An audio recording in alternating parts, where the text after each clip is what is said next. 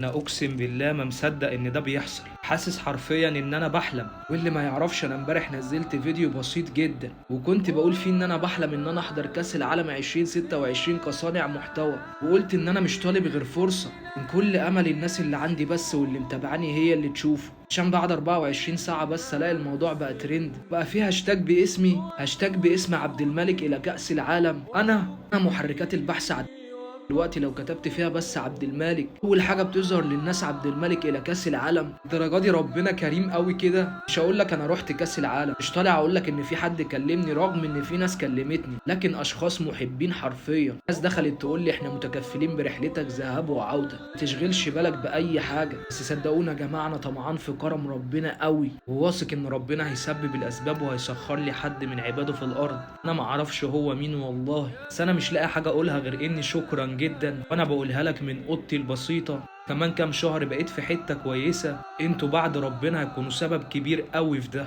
يمكن لسه ما وصلتش لحاجه حقيقيه، بس ربنا وراني نعمه كبيره قوي انعمها عليا في الارض، وهي نعمه حبكم ليا. شكرا من القلب، ويا رب دايما اكون عند حسن الظن.